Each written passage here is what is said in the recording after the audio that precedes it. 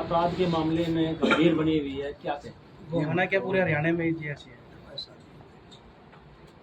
इसके साथ साथ ये भी वर्जन दिया करो कि जहाँ तक ये तो यूनिवर्सल है सिस्टम है, लेकिन अपने देश में हरियाणा में सिस्टम सरकार के कंट्रोल में है, माननीय मुख्यमंत्री जी के कंट्रोल में है, प्रशासन के कंट्रोल में है, पुलिस के कंट्रोल में है।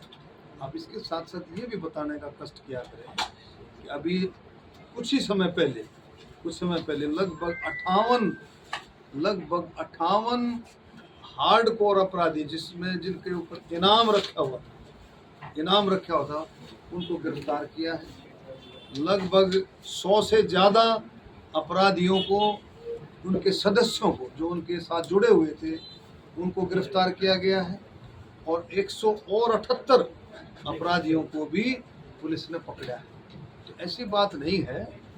आजकल जो है पूरा प्रशासन पहले भी मुख्यमंत्री जी के नेतृत्व में और बहुत मुस्तैदी से, और भी आप पढ़ रहे होंगे कि कई ऐसे भी काम हुए हैं कि जो अपराधी पुलिस की पकड़ में आने के बाद भागने की कोशिश की या उसने इधर उधर स्लिप होने की कोशिश की, उसके साथ भी आपने देखा ना, उधर से जब गोली चलेगी तो पुलिस अपने बचाव में क्या करेगी, गोली चलाएगी। पुलिस भी अपने सारा इंतजाम करती है, तो उसको भी जो है उन्होंने बहुत अच्छे तरीके से आगे बढ़ा। लेकिन भूपेंद्र हुड्डा सवाल खड़ा कर रहे हैं कानून व्यवस्था प्रदेश की, और अभय चौटाला कह रहे हैं कि मुझे एक दिन का सीएम वो बना दो मुख्यमंत्री। क्या करें? अभय चौटाला एक दिन का कह रहे हैं कि मुख्यमंत्री बना दो, कानून व्यवस्था एक दिन का सरकार बना दो। एक दिन का मुख्यमंत्री रहे थे कई साल मुख्यमंत्री। देखिए ऐसा नहीं है।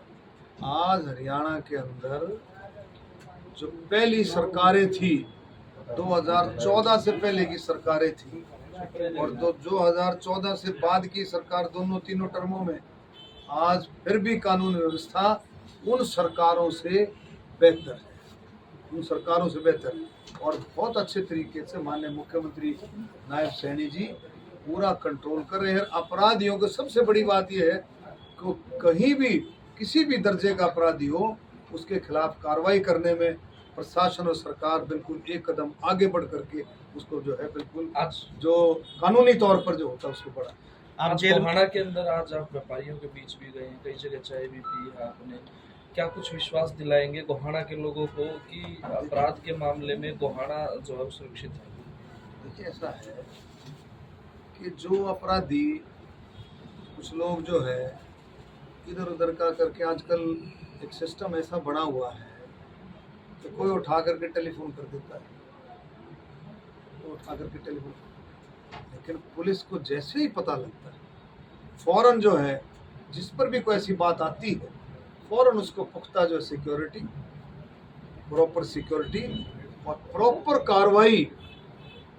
कार्रवाई पुलिस तुरंत प्रभाव से प्रॉपर कार्रवाई पुलिस करती है कानून के हिसाब से।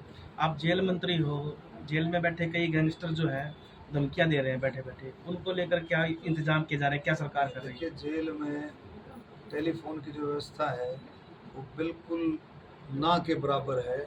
जो अलाउ किया गया है जेलों में टेलीफोन की व्यवस्था सरकार से अलाउ है, तो भाई अपने घर वालों को कर सकते हो, अपने रिलेटिव्स को जो नाम लिखाए जाते हैं उनको वो टेलीफोन करते हैं, उनके जरिए से अगर कोई ऐसी बात करते हो। लेकिन प्रशासन बहुत मुस्तैद है, बहुत अलर्ट है, कहीं भी इन बातों को लीकेज को छोड़ता नहीं।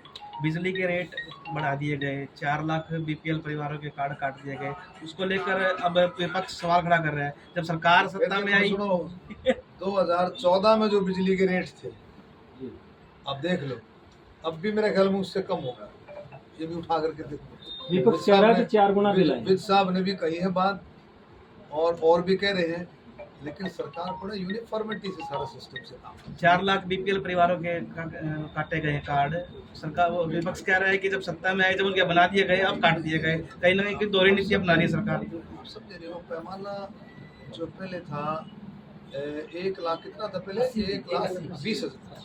पहले 1,20,000, 1,20 था जो गरीबी रेखा का पैमाना था, अब 1,80 हो गया। 1,80 हो गया है। 1,80 में जो आ रहा है सारा, तो लोगों की आमदन भी तो बढ़ी है। आप देखो लोगों की आमदन बढ़ी है, लोगों के साधन बढ़े हैं, लोग जो है, तो तो बीपीएल अच्छी बात है, अगर कोई बीपीएल कार्ड होल्डर जिसकी आमदन बढ़े वो अगर उस रेखा से बाहर निकलता है तो अच्छी बात है। तो देश में 25 करोड़ लोगों को, बल्कि अब तो और बढ़ गया हो, 25 करोड़ से भी ज़्यादा लोगों को माननीय प्रधानमंत्री जी ने गरीबी रेखा से बाहर निकालने का काम किया। मंत्री जी लेकिन महंगाई भी तो बढ़ी है ना साथ साथ। महंगाई तो जो है, देखो महंगाई एक ये प्रोसेस है, ये कंटिन्यूस प्रोसेस है।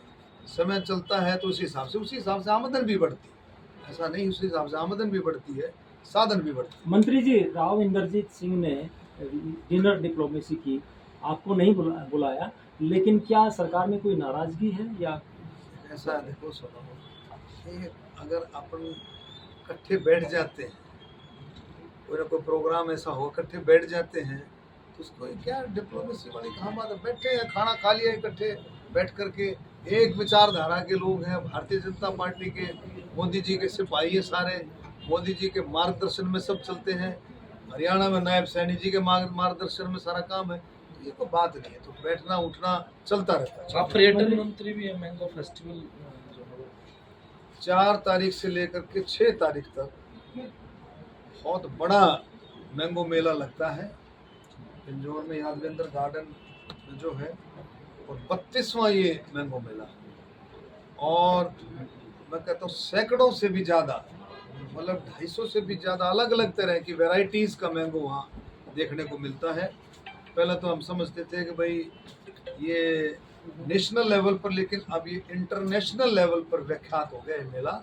बहुत लोग इसमें पार्टिसिपेट करते हैं। मैं आपके जरिए से सबको कहूँगा कि आप उस मैंगो मेले में ज़रूर आएँ और उसका आनंद ज़रूर उठाएं। मंत्री जी 1 मिनट और